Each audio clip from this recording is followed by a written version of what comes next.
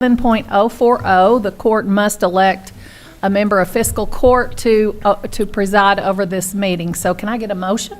I make a motion for Bruce to Butch to run the meeting. Motion for, okay, got a first. What about Second. All right, good deal. All in favor? Aye. There we go. And he gets Thank you, guys. all the perks and privileges that go here too, right? Does that mean you get to park in his parking space? No. I parked on the street. Hopefully I don't get a ticket. If it don't run over 3 hours, right? Yeah, that's right. All right. Well, good morning, everyone. Good morning. Welcome to the February 25th Henderson County Fiscal Court meeting. And as we always do, we open with an invocation, and we're very fortunate to have the Reverend Eric Hoy with us from Presbyterian Henderson County Church. Reverend, please stand. Let us pray. Holy and loving God, we just marvel at the privilege of being able to live in this incredible county. Thank you for the people and the leaders before me and the leaders behind me and all those downstairs that worked so hard to allow this to be a better place for us to live. And so, God, we thank you and we praise you for their leadership. We thank you for this meeting today. We ask your blessing upon the business that has to be transacted, and we just ask for wisdom and discernment as each of our leaders make decisions according to the will of our county and the best overall well-being for this place. And so we just give you thanks and ask for you to be in our midst and that you bless and guide our leaders and the decisions we make today. In Jesus' name we pray. Amen. Amen. You would continue to stand and do the Pledge of Allegiance.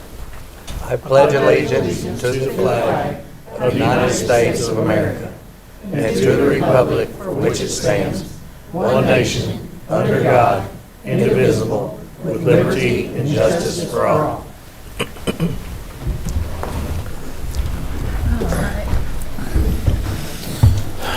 Thank you, Eric. Thank you. All right, good morning. First on our agenda, Madam Clerk, could you please call the roll? Absolutely. Magistrate Starks. Here. Magistrate Barry. Here. Magistrate Southard. Here. Magistrate Tompkins. Here. And Magistrate Putnam. Here. I assume all of you have had a chance to review the minutes of the February 11th meeting. If I could get a motion to accept that. So moved. Second. Got a motion and a second. Any corrections?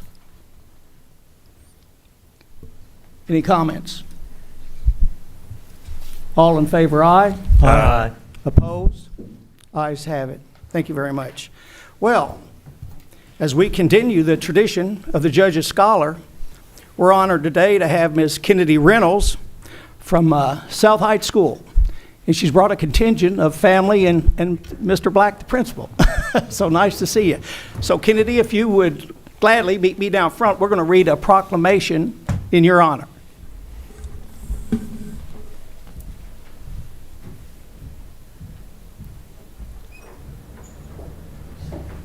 Smile, Kennedy. Yes, smile. Okay. Whereas Kennedy Reynolds has been chosen by South Heights Elementary School to be the recipient of the Judge's Scholar Award for exceptional efforts in both academics and school activities, and whereas Kennedy's hard work and dedication in making the most of educational experiences and developing positive relationships with teachers and other students will lead to future success, and whereas success is measured in many different ways, whether it be passing a test, scoring the winning point, achieving a particular goal, or taking the necessary steps for overall improvement, and whereas the Henderson County school system could not let Kennedy's efforts go unnoticed, and whereas Henderson County Fiscal Court supports the school system and acknowledges these accomplishments as being significant because students such as Kennedy will be our future leaders. And now, therefore, I, Brad Schneider, County Judge Executive of Henderson, join with the Henderson County Fiscal Court to proclaim February 25th, 2025 as Kennedy Reynolds Day.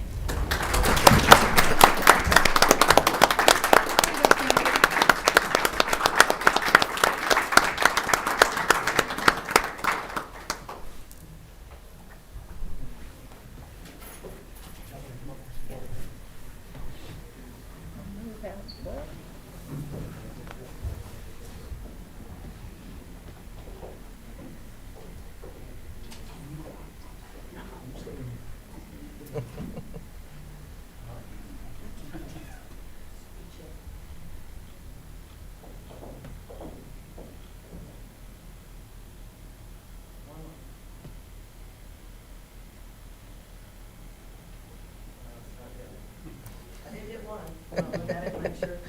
But then when I tried to hit it again, it didn't think maybe it did. And oh, okay. I took a bunch. Take knowledge of it.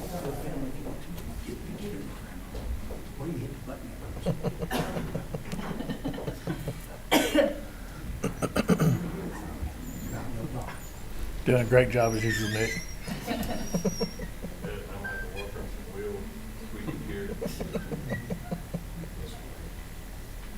the finger out of it. Ready? Peace. Want y'all to know we're really pushing Butch outside his comfort zone.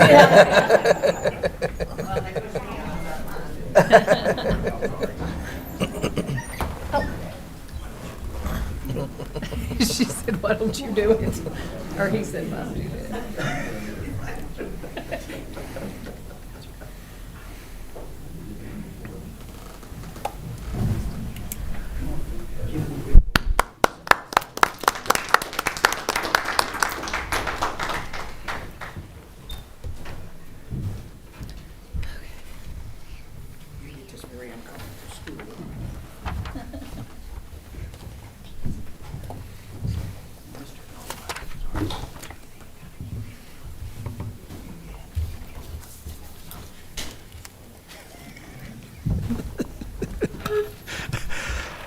All right. Next on the agenda, I see Melissa and Brittany and all of them lined up here for the Homeless Coalition. You got a short presentation. Yes, very short, we promise. Where do you point the clicker at? It's our only question. Anywhere? Oh, man, that's a great IT That's what I was thing. thinking. Anywhere, he says. All right. Okay, sorry. Brittany, could you introduce? Yes, so this is Melissa. Melissa is our case manager. This is Jessica, our right-hand lady, and Jessica is our AmeriCorps member at the Daniel Patino Henderson unit, as we call it for short. And they are partnered with the Henderson County Homeless Coalition. So we're here to give our second quarter report to you. Thank you. Thank you.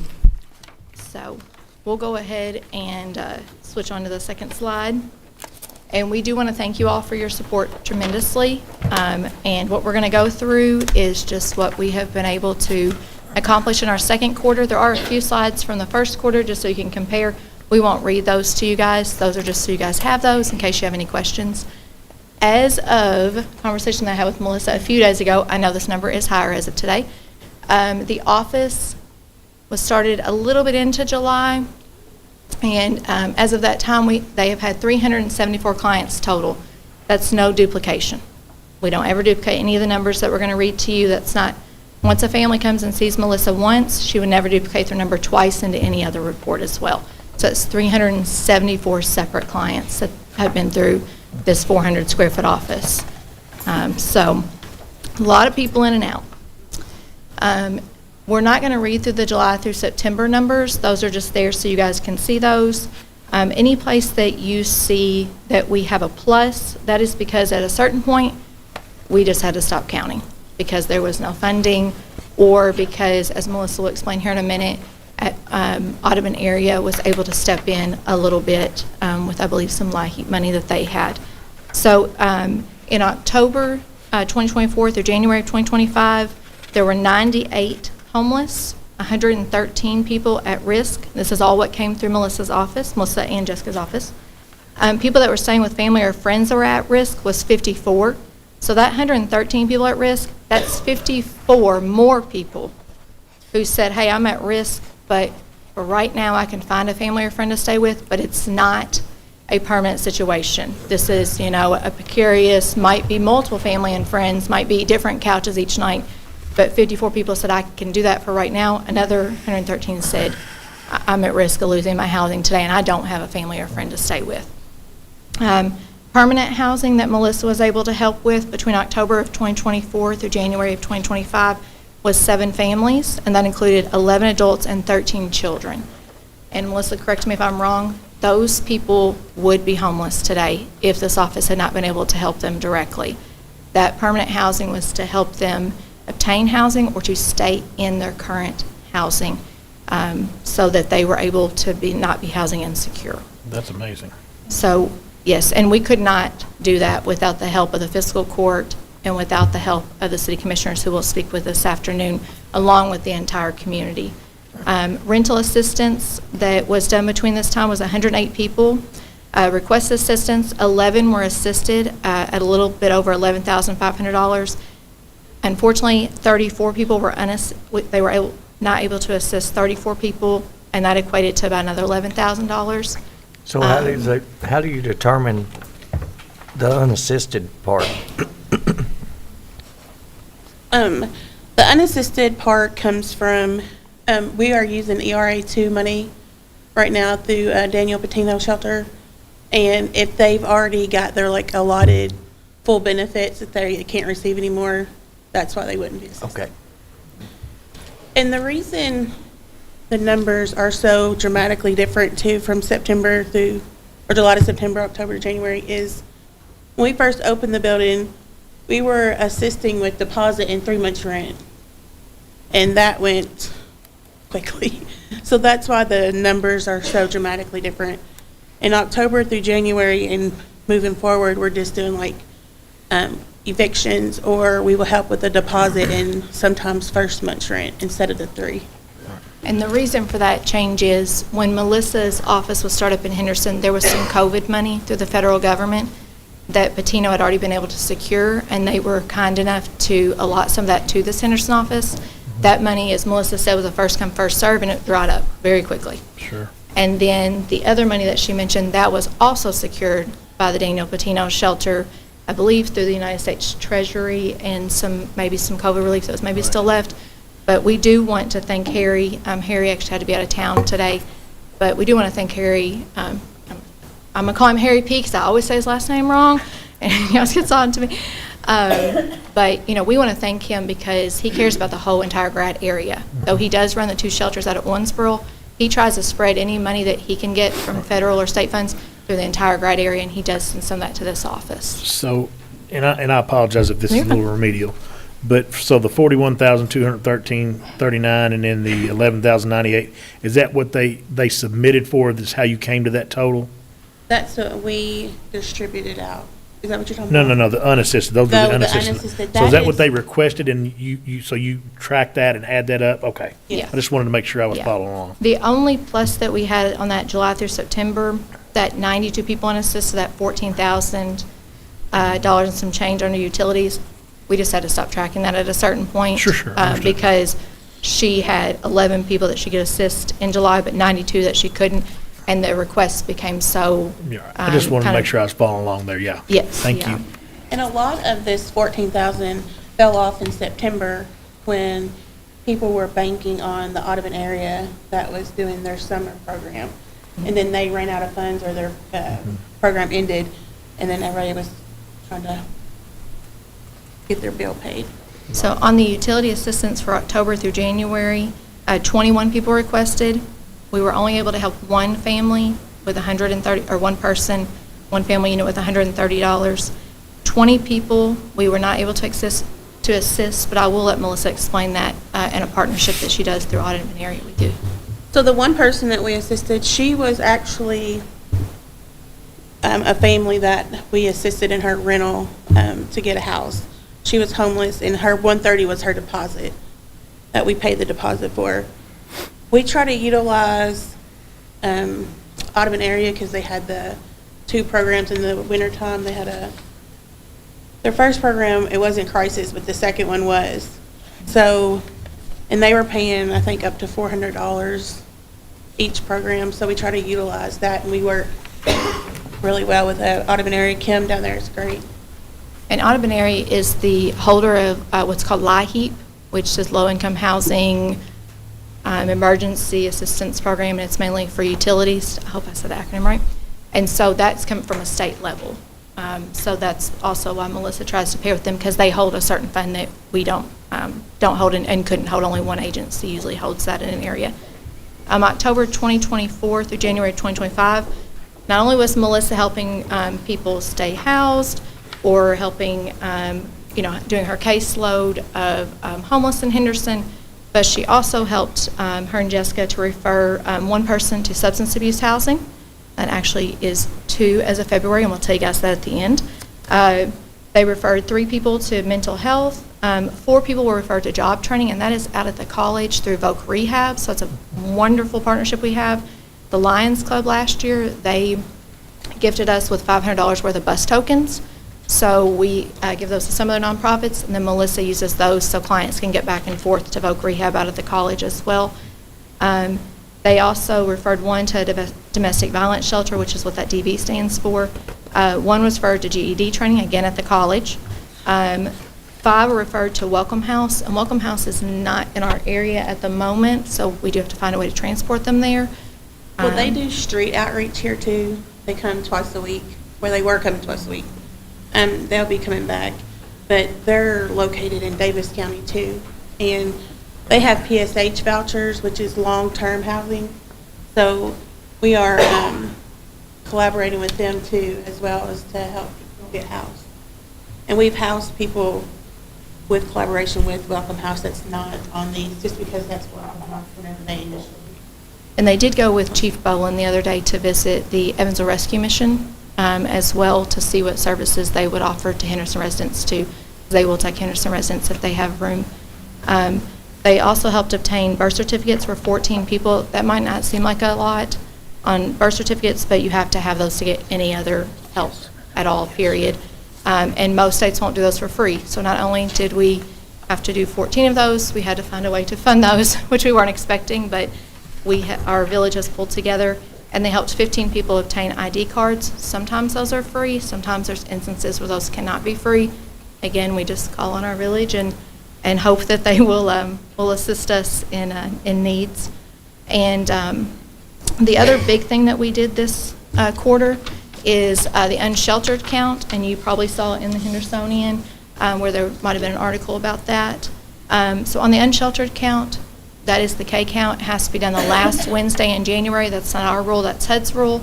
Kentucky's is called the K count. Every state does it the same day. It's just called different things in different states. As you can see, I won't read all those numbers to you. The summer fall count we do on our own, but we use the same criteria that we use for the K count, so the numbers are exactly done on the same metrics. We won't do a summer fall count again for 2025, of course, until summer and fall happens. But as you can see, in 2024, we were completely volunteer ran. We found 34 people total, and that was boots on the ground, every volunteer we could find. And this year, Melissa had a thing at the library where she had a ton of resource people come. Everybody that wanted to and thought they could offer something to the homeless was invited, and we also took reports there. We had 38 people show up to the library alone. That's not including the people that then Melissa and Jessica also keep on their caseload, that they went out and got reports from that day after the lunch. And then the remainder of us volunteers, we drove around the entire county as well. And Kenny from EMA coordinated all of us that drove out to the county to make sure we did not miss any of those quadrants that Kenny uses. And so as you can see here, that first, second, and third, I won't read those to you, but those first, second, and third really didn't change too much in our winter count for 2025. But like I said, we found 98 people this year. We found more people came to the library this year than we found total last year. So we believe that higher number is partly due to, they've built a relationship with other people. They know where they are.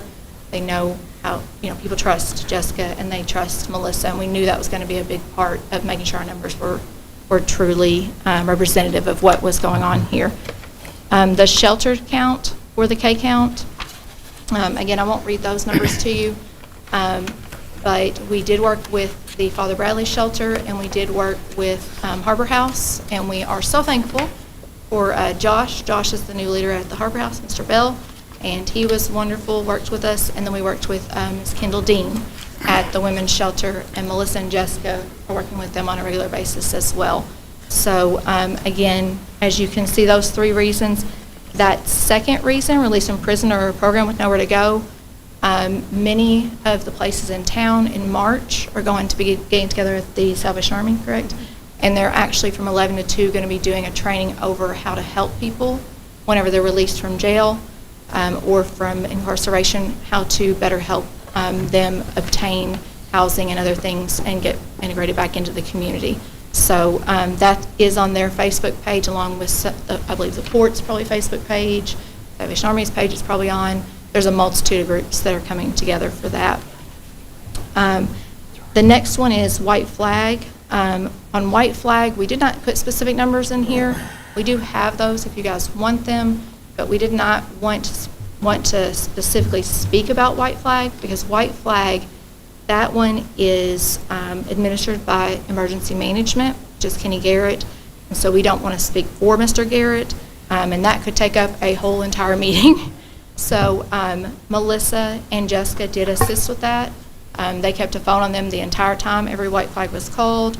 I personally believe this has probably been the best year that we've ever done White Flag, and it's been the best run. I think it's probably been the most utilized as well. The Grangers have been wonderful at Salvation Army too.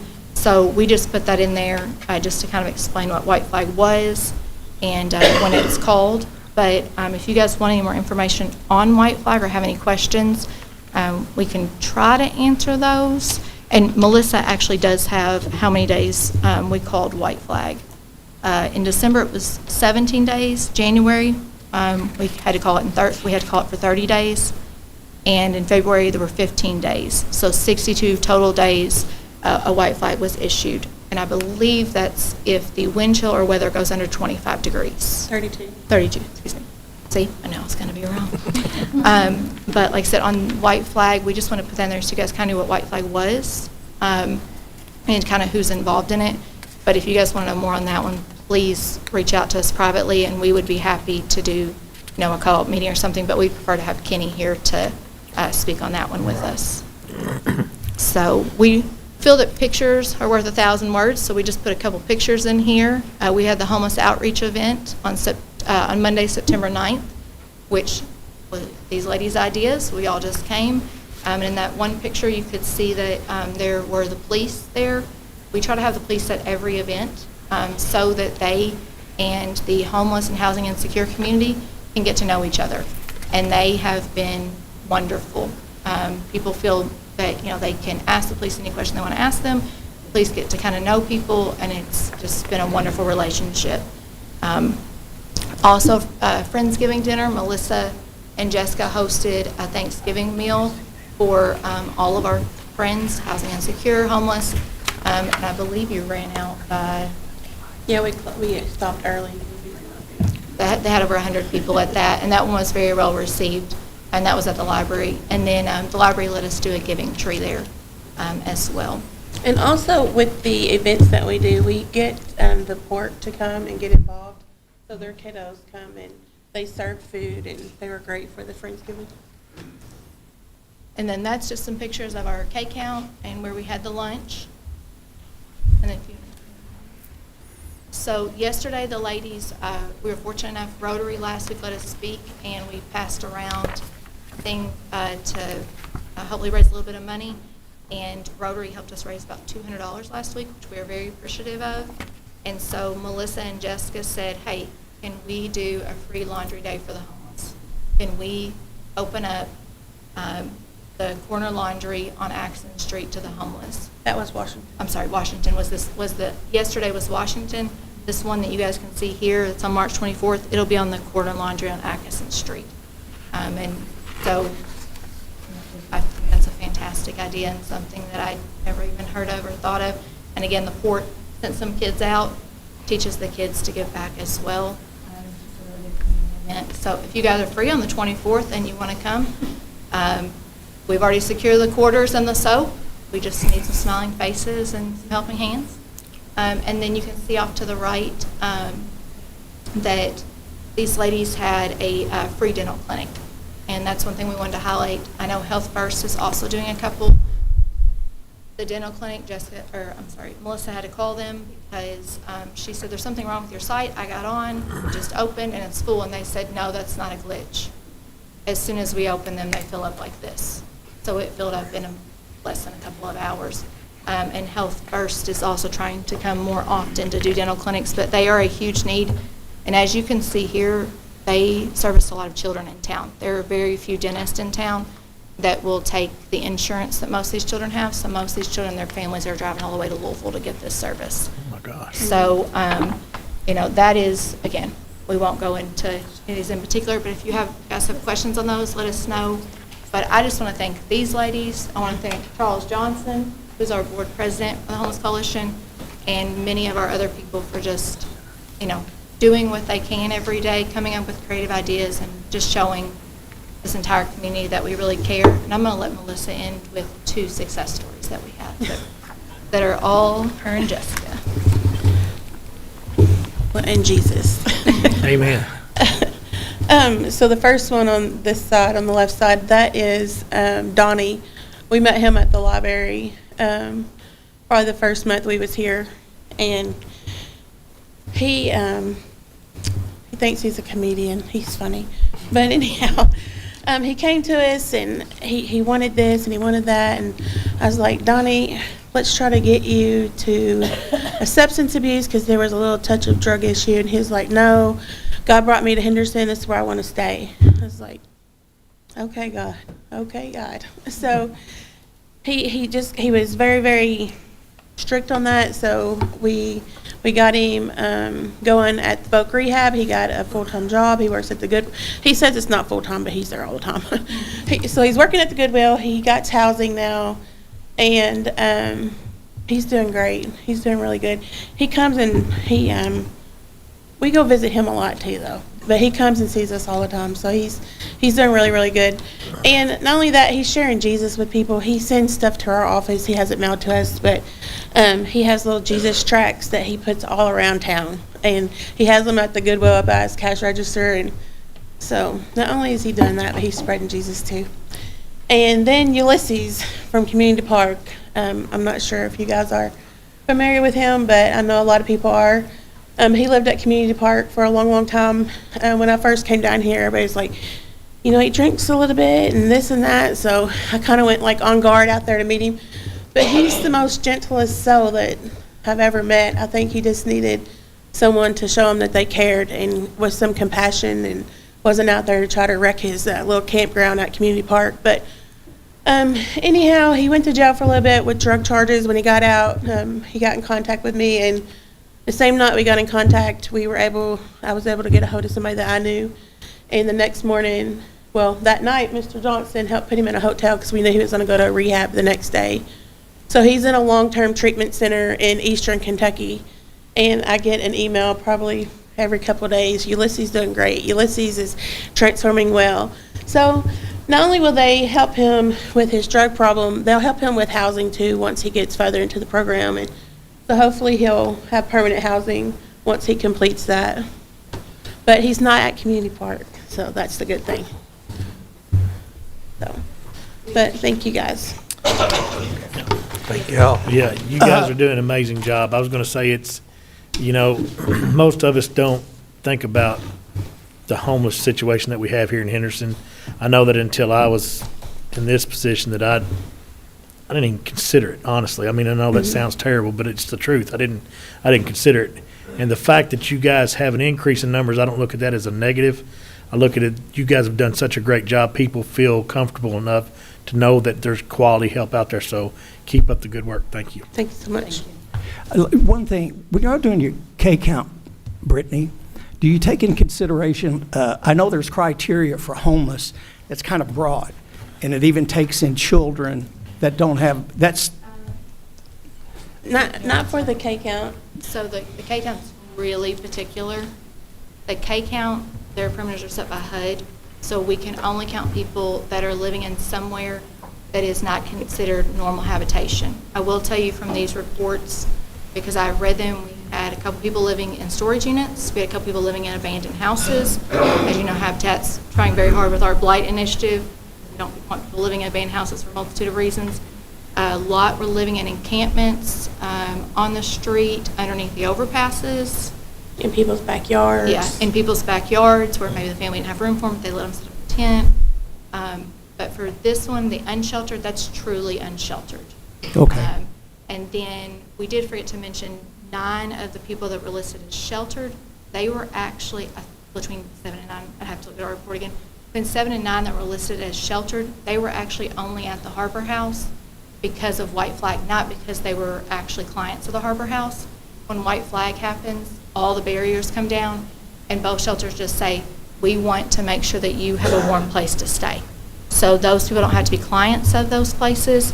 They're just allowed to come in at the Harbor House, that's usually into the chapel, and at Father Bradley, it's usually into the living room. They just put out some extra cots, but those people aren't actually clients there. So there would have been 7 to 9 more people on the unsheltered if it hadn't been so cold and they hadn't already seeked the shelter at the Harbor House. And that 98 number is still low for Henderson. That's just the people that were not had a roof over their head that night, because that's how it is. Got it. But the fall and summer count, I consider that's going to be drastically higher, because when it's cold, people's like, oh, come on, you can just stay overnight, type situation. But on that one night during K count, they have to be outside. That's the For the- stipulation. The school system and Casey Wolf, they can use the McKinney-Venti system. And we did have that question come back from one of our coalition members. So I did give them the link to that. Those numbers are only reported usually, or defined once a year, I believe, at the end of the school year. But last year we had over, I think it was 100, it might have been 120, I'd have to look, school children. And school children, they can include children that do not have a permanent place to sleep, their families are couch surfing, and things like that too. So if we were able to include that, the number would be considerably higher. We pulled the record too, just real fast, about school kids. Was it 24? Was it in 24? Anyhow, they had more homeless children in Henderson than they did in Davis County Wow. in 24 from the reports, and that came from the school system itself. Yeah. And these families, these ladies are working with the FRCs too. I don't know when they sleep. We don't. Well, Brittany, we appreciate you guys and everything you do. Thank you for the update. Yes, sir. Thank you guys for letting and us update. Wishing you all the best. And nobody should be homeless in the 21st century, really. I agree. We live in the greatest country in the world, right? We will see you guys next quarter unless you want to Uh, help just a- wash some clothes and let us know. Can I ask a real quick question? Elevate is about to break ground later this week for their new development. Will that in any way impact the clients, any of the clients that you are reporting on this? Or is that totally separate? Honestly, I think it will not benefit the clientele that we see very much.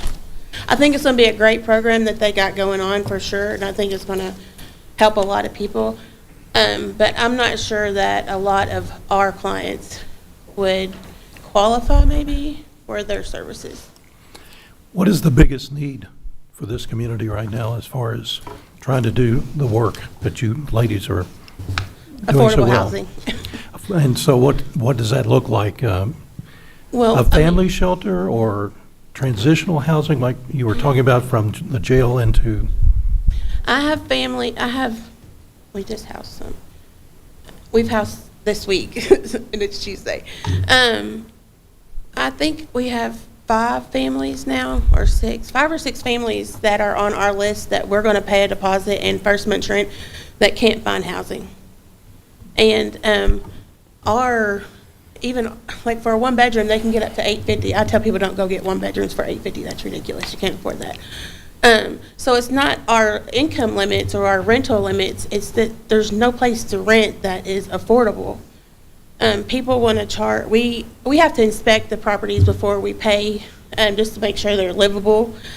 And I've been to 2 that I was like, oh my God. I didn't even want to go in one, and the other one, I about cried before I even got out of the car that it was so horrible just looking from the outside. I didn't want to think about what was the inside. And they wanted $750 and $8 and $6, and I'm like, it's horrible that people that have, I can go on, I'm sorry. It's the amount that people are being charged for rent. And people, they have felonies or they have evictions on their things, so they have to take what they can get, and But if you guys know any good landlords, call Melissa's office. We've got 5 families, Yeah. and we've been able to secure the funding, but we need to use it because it is some first come, first served funding, and there is time limits on it. So if you guys have any, reach out to us, and we'd be very happy to look at those and see those 5 families with us. Is there any more questions? Thank you so much. Thank y'all. thank you. Thank you. Next will be our WARMS CDBG agreement.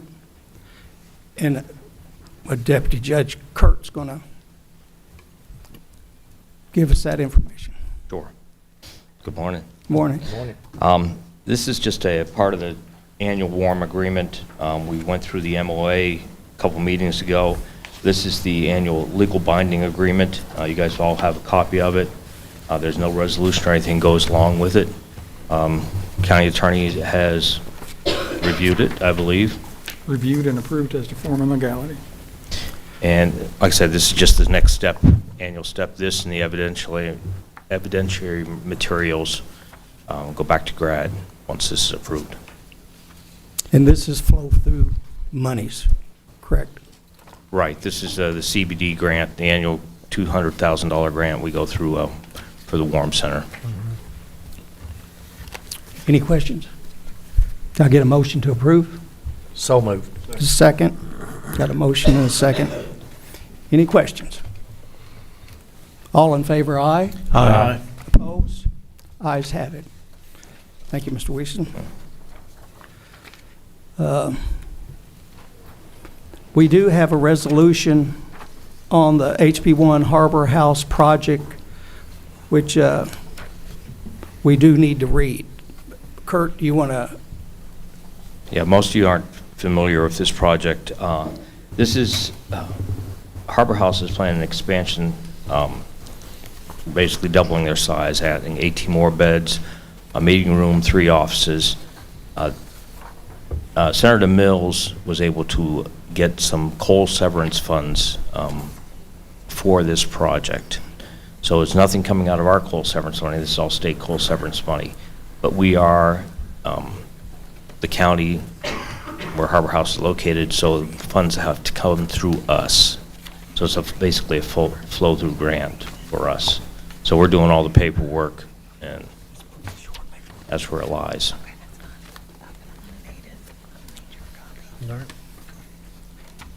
Any questions? No. All right, we'll proceed with, Madam Clerk, would you please read the resolution? Sure. Adoption of a resolution of the Henderson County Fiscal Court authorizing the filing of a Kentucky House Bill HB1 project grant application for up to $30,000 in HB1 funds with the with the Department for Local Government, DLG, authorizing and directing the Henderson County Judge Executive to execute any documents which are deemed necessary by DLG to carry out this project, and authorizing the Judge Executive to act as the authorized correspondent for this project. Whereas Henderson County desires to promote and carry out community development efforts on behalf of the residents of the county by supporting the HB1 project, and whereas it is recognized that HB1 monies available to the county for the purposes stated herein pursuant to 2024 Kentucky General Assembly House Bill 1 Appropriations Bill impose certain obligations and responsibilities upon the county and will require, among other things, 1, approval of satisfactory application transmitted to DLG for approval, 2, registration with Finance and Administration Cabinet to do business with the Commonwealth, and 3, other obligations of the county in connection with receiving the HB1 grant of monies for the purposes stated herein. There should be one correction on it. If it says 30,000, it should be 300,000. 300, Eric. Okay. It does, yeah, it says 300. Any questions? All right. You've heard the resolution. Can get a motion to approve? So moved. And a second. Any questions? Comments? Hearing none, all in favor, aye. Aye. Opposed? Ayes have it. Thank you very much. The 911 service interlocal agreement with the city of Henderson. Kurt, you want to touch Brief on base? this. And Jordan is here. Is- Jordan, want to say anything on Oh, it? yeah, there's Jordan. Okay. I didn't see you sitting back there. This is, we're renewing, we haven't not renewed the agreement since, I think, 1980. Jordan doesn't want to say anything? So this is redoing the agreement. A couple small changes to it, and Biggest change is going to be the way the funds are figured as far as our division between 75 and 25%. The way it was happening right now, and I'm going to try to, for you guys that weren't at the city-county meeting, right now the city and the county both have the same amount on their water bills for a 911 fee. This is going to divide that and give us the opportunity that each entity can set their own rates. The way that it was figured before was the amount of money that was received from the water bills was taken off the 911 bill, and the remaining amount was divided 75-25 between the city and the county. Because we want to have the freedom to set our own rates, the city wants freedom to set their own rates. The way this is going to be figured now is 911 will present their bill, the 75-25 will be divided at that point, and then the revenues that are received from fees will be taken off that bottom part, and that will be our final bill. Like I said, it just gives us the opportunity, gives the city an opportunity to set their own rates. We don't have any pledge, judge has no plans on changing our current rates this time, but it does give the city the flexibility to do whatever they want to do. Any questions? Was that a good synopsis, Mr. Gold? I believe so. It also frees up the county, if the county wanted to go away from tying it to water bill funding at all. Correct. It would be possible. It separates those. In the past, the issue with the water utilities was that there were some HWU customers that lived in the county, and they did not have the technological ability to separate those. Now they've told us that they do have the ability to separate those out and have more granular billing that way, separating between city and county. So I think that made this make more sense. Can we read the summary on this? If that's the will of the court, absolutely. Please. That's fine. Madam Clerk, would you just read the summary Sure. for us, please? Resolution approving a new interlocal cooperation agreement between the City of Henderson and Henderson County Fiscal Court for purposes of providing Henderson Emergency 911 Communications Center in Henderson County and establishing a joint county-city emergency 911 advisory board, and authorizing the county judge executive to execute the agreement. I'll make that motion. Got a motion to accept. Is there a second? Second. And a second. Any more discussion? All in favor, aye. Aye. Opposed? Ayes have it. Thank you very much. Next, we got a resolution on the Columbia KBI grant, and Missy Missy Vanderpool is here to give us a little information. Yeah, thanks for having us. So 2 years ago, if y'all remember, I believe it was April of 2022, Columbia did an expansion project, and that expansion project was 175 new jobs and I think $1.5 million in capital investment. At that time, we approved an incentive package. They were doing the KBI through the state, and for them to receive KBI, the local has to participate at a certain level. And so now, if y'all remember, I know most of you know, we've done this a few times, it's kind of a 3-step process with state incentives. So first we do preliminary approval, then they go to final, and then activation. Whitney's back there, you know, she's really the one that works on this. I just like the microphone more than she does. So they're at the final, the point to go final, which is a good thing. That means they've hired the people, and they've met the requirements of that. During that process, there was some things found through the outside attorney that we needed to change. If you remember on that, our local participation can be the 1% occupational tax waiver. In this case, we decided to do a grant, or at the time, a forgivable loan, not an unforgivable, a forgivable loan, and the court agreed to do $250,000 and West Kentucky Regional Industrial Development Authority, known as Four Star, agreed to do the other $250,000. So during the review process, as they were going to go final, there was some things that the attorney would like us to wanted us to change, and so Mr. Gold has been working very hard with the state's attorneys to get us an agreement that is that the KEDFA, which is the Kentucky Economic Development Finance Authority, would approve. And that's what has been presented. During that also, there was a change in the amount for us to participate, for the state to participate. Local has to be at 25%. So the change is that the total amount of the grant needs to be $550,000 total. And 275 from the 275. Fiscal Court. Yes. Yeah. So that is a $25,000 increase from the fiscal court side. This is, they didn't like the word forgivable loan. It's a grant, but it's still paid out over 10 years. Correct. So $27,500 over 10 years. And they have to remain in compliance with the terms and conditions of the KBI agreement that they have, which means keeping those employees employed and keeping those jobs there. So it was really a distinction without a difference. Kennedy, you'll learn lawyers can make things very complicated. But it ends up, with the exception of it taking 2 years for them to do the math and tell us it needed to come up, it really isn't that big of a difference in the substance of the agreement. They just took the words forgivable loan out, and the terms of it follow along with the KBI agreement that they have. Any questions for Missy? Madam Clerk, could you please read the resolution? Sure. Resolution authorizing Henderson County Judge Executive to execute the attached amended and restated Economic Development Grant Agreement with Columbia Brands USA, LLC, in the amount of $275,000.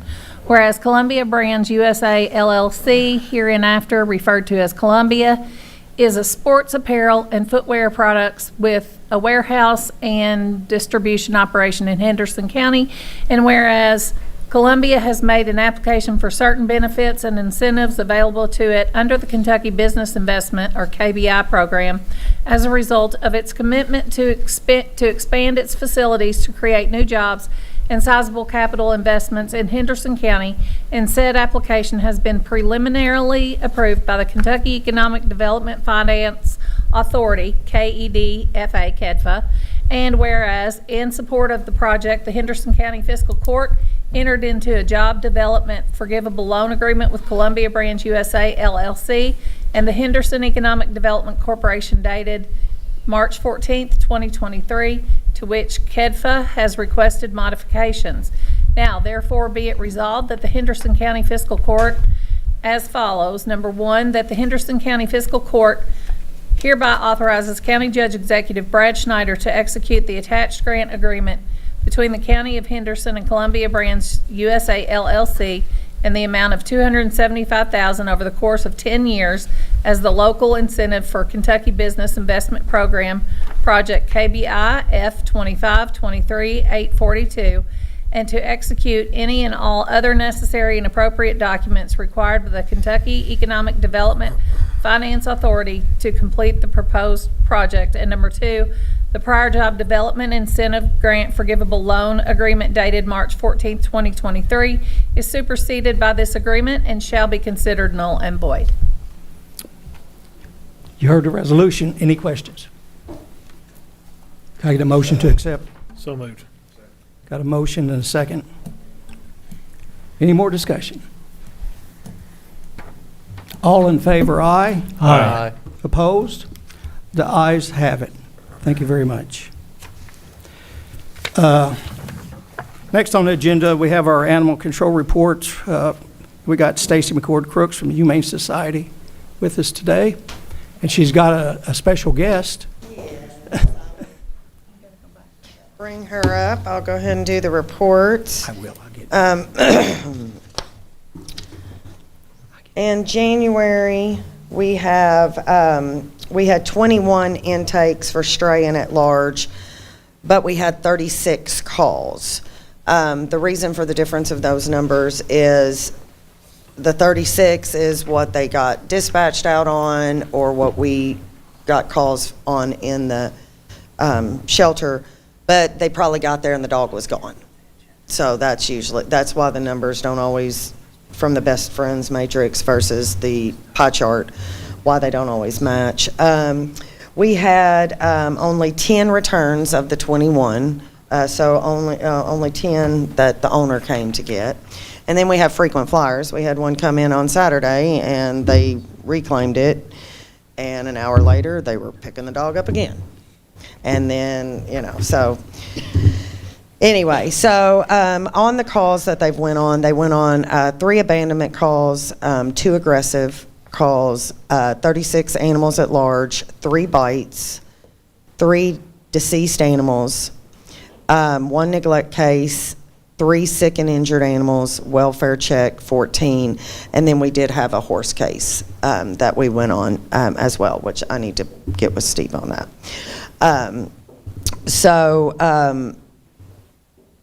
They are nonstop. I mean, the animal control officers are nonstop. They're doing their job, and we're getting more and more and more and more because they're doing their job. And animal control in the past didn't, do the job that our professional officers are now. We have 2 officers right now, which Gina is still an ACO officer. She's still sworn in, but we have a 3rd one being hired, so we're supposed to get them in about a week. He's a former veteran, 6-year veteran. I think he's going to do a really good job, and we love to support our veterans as well. So to introduce, this is Gina Miller. She is our new executive director. We're making quite a few changes at the shelter, and we've got a really good staff now. I've brought back a former kennel cleaner that does immaculate work. Got him back. He's coming full-time in April. Right now he's just part-time, but he's so good he can do it. So another thing also to touch base on is we are getting a lot of sick and injured dogs and a lot of injured cats in. I mean, the numbers are going up more than they ever have. So I know we have our budget, and I'll have that budget in by Friday. I'm going to be finalizing it tonight, hopefully. But our numbers are going up. I mean, literally, we spent around $4,500 to $5,000 just in vet bills on animal control animals coming in. And I didn't put that in the budget. So Humane Society has been eating that cost, and we don't have the money, being donation-based only, to pay for animal control stuff. And that's where we're back to again. So I'm going to have to, so I'm going to be putting new numbers in and everything for the budget, and we're going to, have to work on that a little more because, and cost of everything's going up. Medical care cost is through the roof, medicines, everything, food. I mean, we're going through food like crazy. Another thing too, I have been asked by Kenny Garrett at EMA to go to the health and wellness, if I could talk, conference to speak at the conference because it's basically a conference on, humans and animals coming together. And he has asked me to be the speaker for the EMA. So Gina and I are going to go up. I'm going to take her with me because this is where the military's at, where they come in and do some stuff. Kenny and his wife will be there with us. And we're leaving on the 4th, and the conference is on the 5th. So at 8:30 in the morning, I will be speaking at that conference. I'm like, and they put me first up. I'm like, Thank you. Number one, I'm not that much of a morning person, and I'm number one. So, but I guess it's better than to follow somebody that just blows it out of the water. So, but then after lunch, I will be sitting on a panel for question and answers of how to bridge the gap between humans and animals for people to come in if they have any additional questions after I speak. So I'm really excited about that. Kenny and I talked that this could be something that we do together each year because, you know, he doesn't know animal control laws, animal control things. He doesn't see what we see coming in. So I'm really glad. So that's going to help the shelter and everything get on the map. It can be a blessing or a curse to have all the eyes of all the counties in Henderson or in Kentucky, to be honest. But I think it's going to be a blessing because we're moving forward. We're moving the shelter forward. It's going, we're doing some rebranding at the shelter. We're trying to get money to fix the 1964 shelter, but unfortunately donations are far and few between right now, especially right now. So we're just basically just trying to run, Humane Society being donation based only. But Gina is coming in. She's only been in the position for a little over 3 weeks, and she's already stepped us forward. And we got great staff. She's an amazing supervisor. She is over animal control as well. So hence she's still sworn in officer. And I really think you guys are really going to like Gina. I think you're going to like what you see we're doing now. And with Gina at the helm there, she has taken a lot of stress off me just in small time. I mean, it's a lot of stress, and I can actually get to work and make some money and not have to be at the shelter. Any questions? Just comment that, yes, I'm just going to assume you're still full with dogs and cats. Oh, well, we'll stay. Busting at the seams. Yeah, we're always like that. And But we're doing an adoption event to try to push them out too. And you got a full complement of employees now, deputies and everybody. Yes, yeah. Well, once we get the third deputy, he had to give a notice. So he should be starting, is it Monday? Should be Monday. Would you like? He wanted to give 2 weeks' notice. Yeah. So, but the guys are doing the calls. There's nothing, I mean, Jake and JJ, they're impeccable officers. They do their job, and they do their job well. And there's no gaps anymore. And hopefully, Jordan can also attest to that they're doing really good. And Jordan has my number, and she knows she's allowed to call me anytime if she has any issues. Well, Gina, welcome aboard. Thank you very much. Yeah, congratulations. You got a few words? Go ahead. Come on. I'm trying to get her more public speaking. I plan on making the shelter better because it always got the bad reputation name. So we're going to do a lot to the shelter. Going to try. But I'm looking forward to it. Yeah. It's going to be better. Well, it's good that you got a plan. No plan, no action, right? That's right. If you don't have a plan, you can't do anything. We got a plan. Anybody have any questions for Gina or Stacy? All right. Thank you. Okay. We are too. The board is very happy, because the board was having to come in and do a lot of the work. And I've lost way too much money since taking presidency off my work. So it's just been smooth. And even the employees said they're happier. And you can, with the animals, you could be sitting up front and used to, they would bark, bark, bark. But now it's just calm. Huh. So That's nice. because the atmosphere. the atmosphere is calmer and a lot better. Well, animal control is under the purview of this court now, totally, so.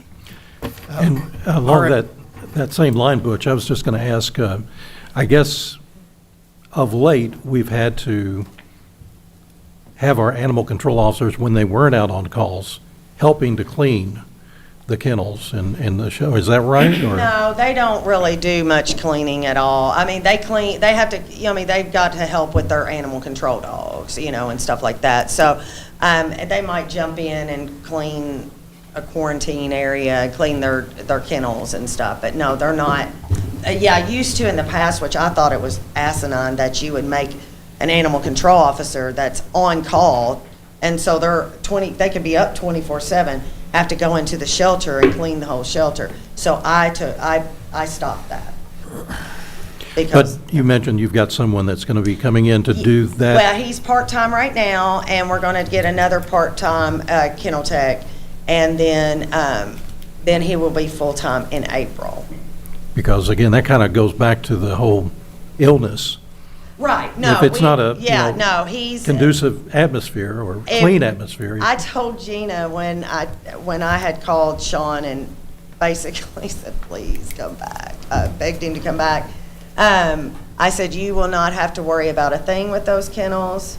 They will be spotless. You will never see the dogs be as well behaved. And he can handle any dog. And day one, she was like, I've never seen that shelter since she was started in September. She said, I've never seen that shelter so clean. And he was just, he got it all done in 8 to 1. Okay. Yeah, so, but there is a lot of dogs. We like to try to get the dogs out of the kennels instead of cleaning with the dogs in them. So we need a full-time. So, but we're going to get another part-time for right now, and then he'll go into full-time in April. Thank you, Stacy. Thank you. Myself, I plan on getting the dogs out. Like yesterday, we went to Home Place Colonial, and the people there, they loved it. Great. So I plan on doing that once a month and getting out in the public. All right, well, thank you, guys. Thank Appreciate it you. very much. Thank y'all. You skipped Nick. Nick, I did it because it's been a little long, run a little long, so I had to. Nick, I jumped over you. Yeah, that was intentional, by the way, but now we got Nick Stallings he's got some bids to open on the fuel. Nope, we opened the bids last week, last Oh, quarter. you bringing back a recommendation? So I'm going to bring a recommendation. Through the 3 that we had, the parent, which is now, if y'all approve, would be Home Oil and Gas. They, local, they had a smaller,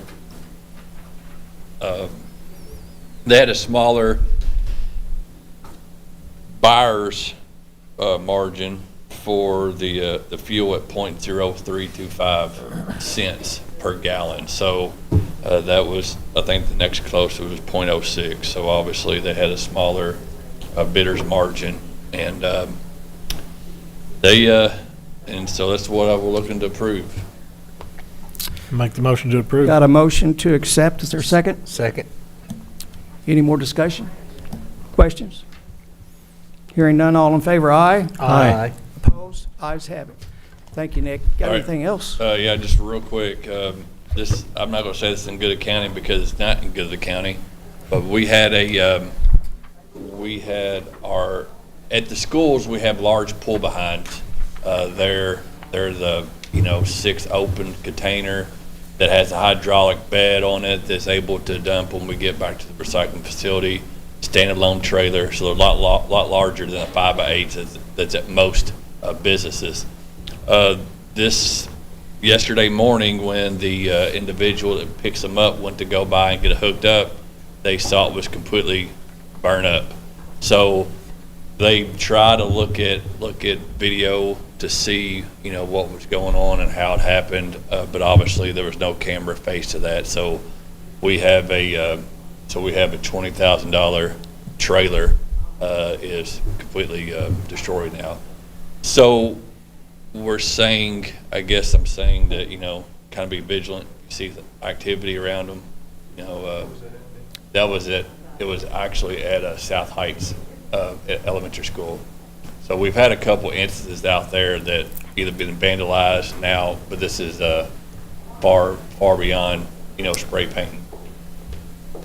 So we'll have to go with a smaller receptacle out there, because we don't have a ton of those. So at pull what behinds. point do we consider not putting it back at that location? Well, we're going to go with a small 5x8 now to see if we can keep that there. I mean, Is this the first time that it's been vandalized at that location? second, third. Last couple of times it's been spray paint. you know, It's not the point. No, If I they get can't it. handle that's not something that is a necessity. You know what I mean? That's done because it's a good thing to do and because we can afford to do it.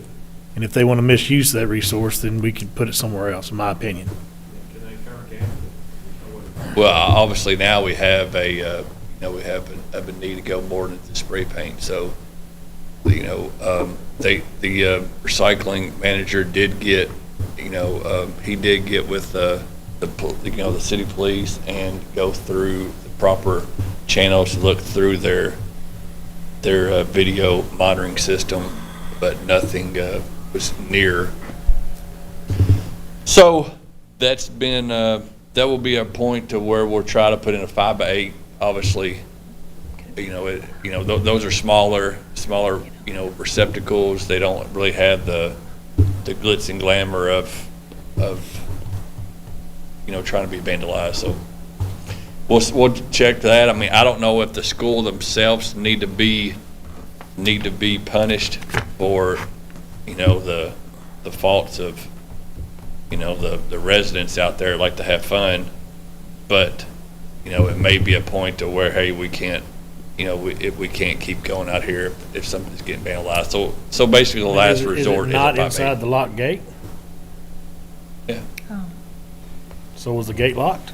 Yeah, I mean, it's inside the, So somebody had to climb the fence Yeah, to do that then? Yeah.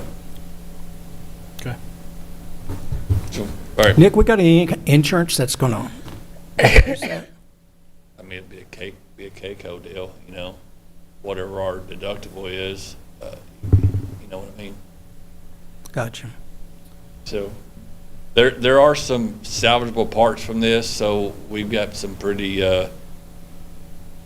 skilled mechanics that like to do some fabrication, so there may be some things we can do with that. We've been trying to determine with the hydraulics are still operable, and then all 4 tires are obviously good. The frame itself is good. The trailer's good. It's just the actual receptacle that takes holds all the parts. I mean, all the recycling cardboard is completely destroyed. So we can remove that from the trailer itself and try to get some use out of it. But obviously, right now we're gonna go back to 5/8 out there. So just trying to make it aware to the court if that things happen.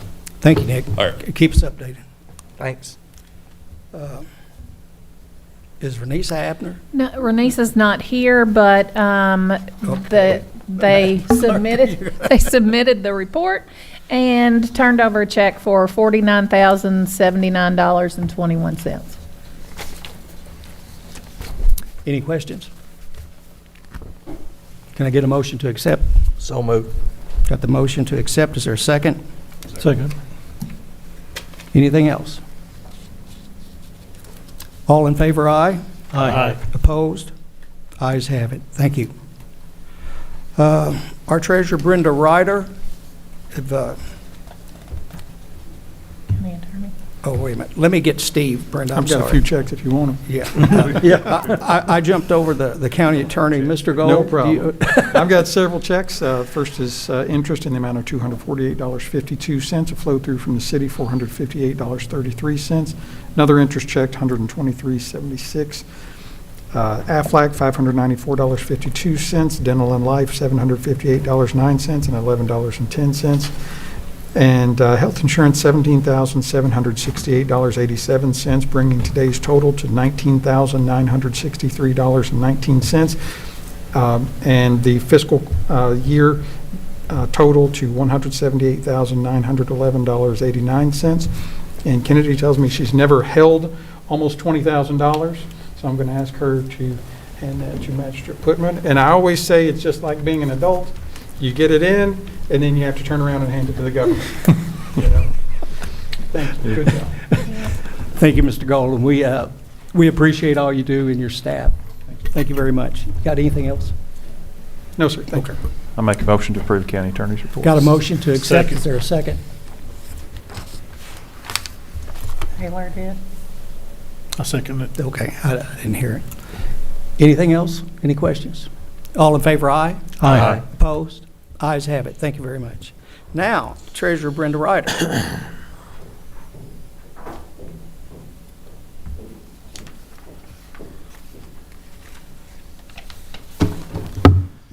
This is the first reading of Budget Amendment Number 4 for the current fiscal year. The total amended amount is $294,998. Amending into the budget prior year surplus funds of the general fund of $275,000 with corresponding expenditures of the general fund for contingency appropriations.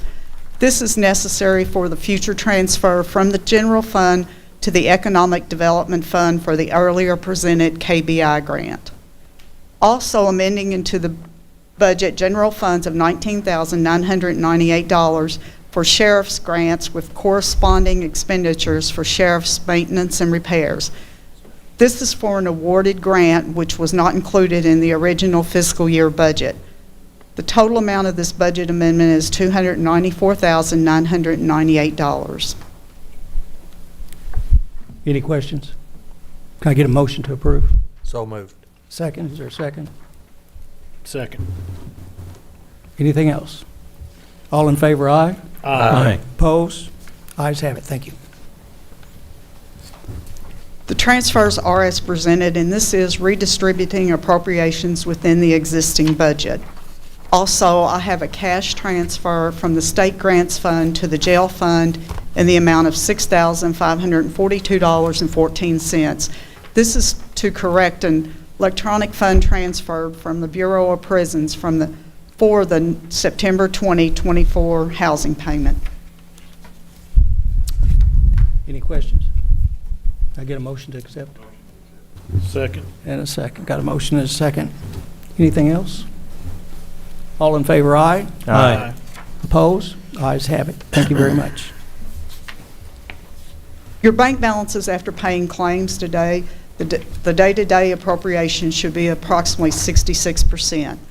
I have one additional claim from the jail fund to Republic Services, $757.71.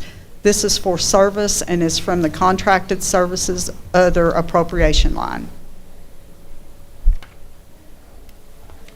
Can I get a motion to Move to accept? pay the claims. Got, is there a second? Second. She ended quicker than I thought she would. Anything else? All in favor, aye? Aye. Opposed? Ayes have it. Thank you very much. Thank you, Brenda.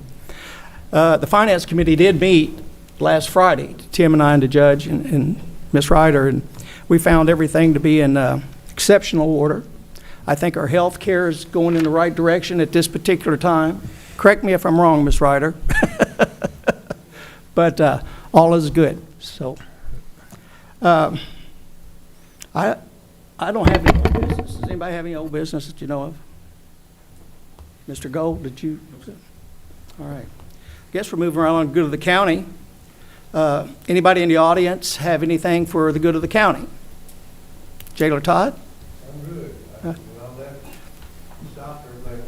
Jailer Todd's good on good of the county. All right. Anybody else? All right, let's start, go around the horn. Magistrate Southern? The river's falling, which is a good thing. It had us kind of locked out of Geneva, but it's going down. I went down today. You can get all the way down to the bottoms, but it's still over the roads and turn around. Don't try to go through it. It's just not worth it. Other than that, all's good in District 3. Thank you. All right. Magistrate Taylor? Well, first of all, I'm going to say congratulations, young lady. I think it's pretty awesome. Sorry. You want to back up and let you? No, go ahead. Okay. Tim's real proud of you, too.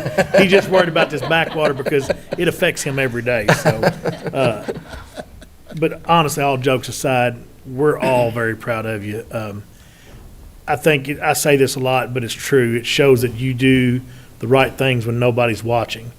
And that type of intrinsic motivation that comes from inside you will serve you well throughout. So you keep doing that. I'm all about girl power. I think it's awesome.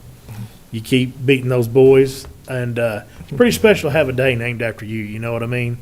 I was definitely not good enough to get that. So, but all jokes aside, I know your family's proud of you.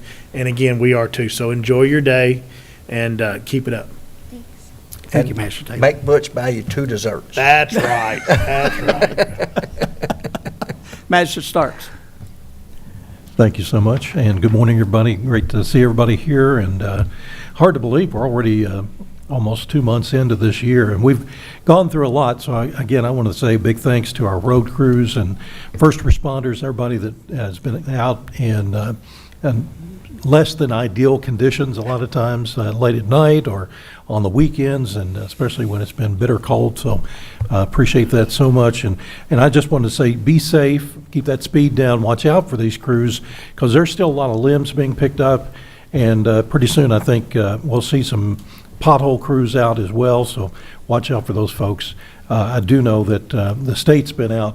In fact, they were just working underneath the railroad bridge on Green Street when I came in this morning. So watch out for those folks as well, please. They're trying to, get things back up in as good a condition as we can temporarily until we get the asphalt plants back in service and the weather improves.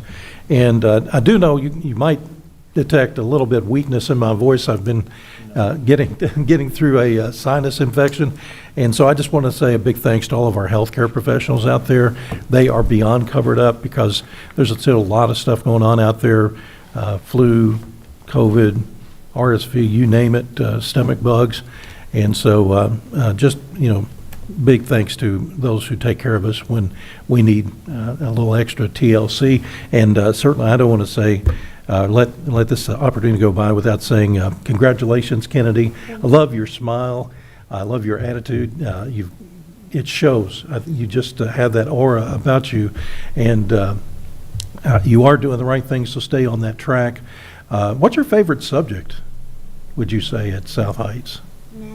Math. Well, that's great. That's good. I do not. I was born without a math gene, so I follow these guys' leads when it comes to numbers.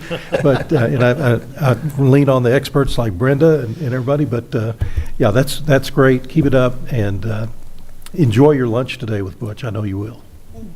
Thank you, Magistrate Starks. Magistrate Berry. It's hard to follow. I've never heard you without a good voice, Bill. I didn't notice that, so I think it's still good. Congratulations, Kennedy. It's always hard to go last, Judge. I think it's the red hair, Kennedy. I like that red hair. That's sharp. Yeah. So where are you going to eat lunch? Homer's. There we go. That's the way. They got some good stuff down there. Anyway, we're glad you're here. We're proud of you. Proud of the family. Good support. She's going to do good things, no doubt. Nick had a lot of good comments on the limb pickup and the snow and all that. Several good comments, so didn't have anything negative. So good job. Chandler Todd, same there. Good job. Brenda, everybody. Don't want to miss anybody. Everybody's doing a good job. So everything's good in one except the water, but it's going down, so it's going to get better. And I think that's all I have. Thank you. Thank you, Magistrate Berry. Mr. Gold. Thank you. Congratulations, Kennedy. It's really impressive. She asked some really good questions of me, and a lot of young people that sit there don't do that.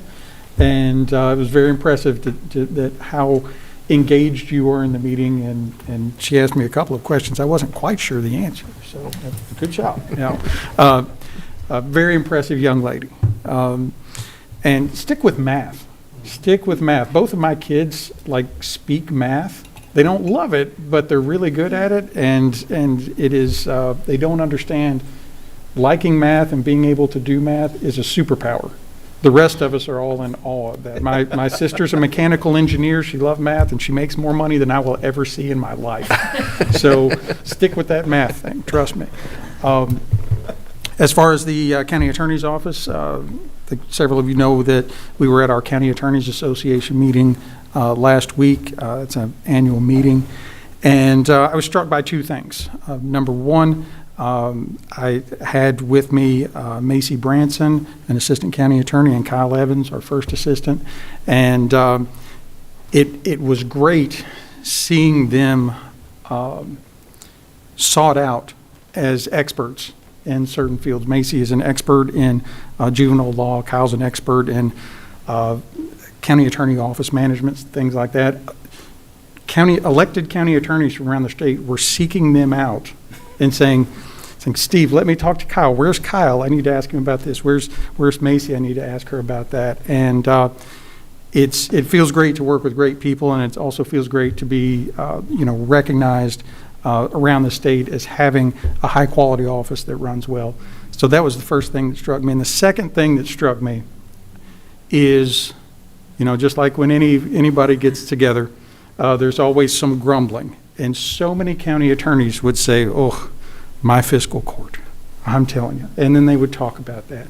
And the three of us, Kyle and Macy and I we are so blessed to work with really hardworking folks that are all rowing in the same direction to move Henderson County forward. And I'm really proud to work with this fiscal court, especially after seeing how difficult it can be in a whole lot of counties. We really have this right, and we have fiscal court really hitting on all cylinders, and it is a pleasure and honor to work with each and every one of you. Thank you, Mr. Gold. I'll be brief. Kennedy and family, we're going to lunch at Homer's, and we'll start your celebration on this day. That's your proclamation. States today is your day in Henderson County. So we're going to do that. And just to kind of go along with what Mr. Gold was saying, I've been around on this court just like Steve for a long time, and and this is a exceptional body to work with. When I sat in meetings on Zoom calls and training and stuff, and and I listen to what other counties going on, I think we're way up here. I really do. I mean, I agree with everything you said, Steve. It's been a pleasure, and it's been a pleasure today to sit in the judge's seat. Might have had a hiccup here and there, but again, I appreciate you guys putting your faith in me. And having said that, all is good in the 4th District. And if there's anything else before the court, hearing nothing, is there a motion to adjourn? So moved. Got a motion and a second. All in favor, aye, and can go home.